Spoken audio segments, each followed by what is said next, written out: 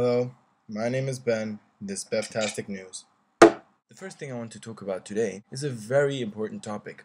It's the rule number 6. What is rule number 6? Well, that is easy. Rule number 6 is a rule you should always have in your head. It dictates quite simply 6 words. Don't take yourself so goddamn seriously. For people who know me well, this can sound a bit hypocritical, for I do really take myself too seriously sometimes. But really the effect of rule number 6 I do have in my head a lot of the time. But what is rule number 6 helpful for? First of all, it lightens up the mood, makes people take things less serious, and it also relaxes them. Second of all, it gives humor, makes people laugh, it makes people feel more homely with the situation.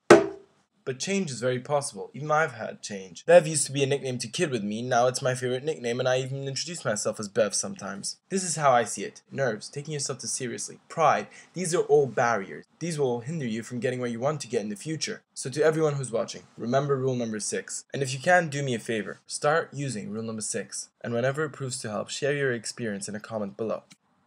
Oh fuck.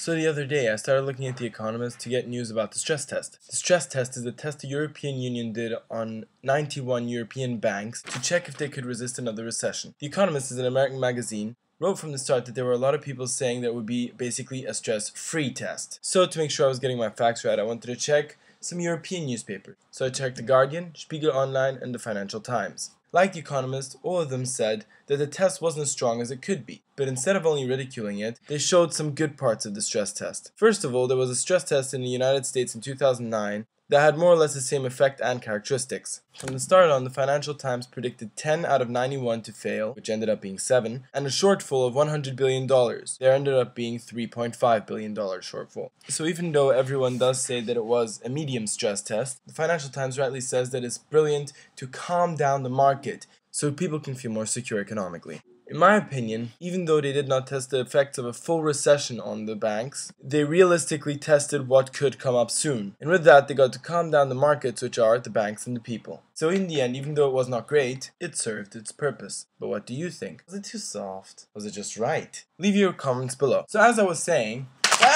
yesterday, the 24th of July 2010, was the day that the Love Parade died. The Love Parade was an electronic dance festival held for the first time in 1989 in Berlin. Since then, it's been held in many places internationally, and yesterday, the day that the tragedy struck, it was held in Duisburg. There were 19 reported deaths and 342 reported injuries, which originated during a stampede caused by a panic in a tunnel at the festival site. Because of this catastrophe, at the event with 1.4 million people, officials of the festival announced that there would never be another Love Parade again. I ended up never going to one, but I've seen one from afar. It was an amazing atmosphere, and it really is a pity to lose this festival. I really understand where the announcement is coming from. It's a big tragedy and it cannot happen again. My sincere condolences go out to the families who were affected by this tragedy.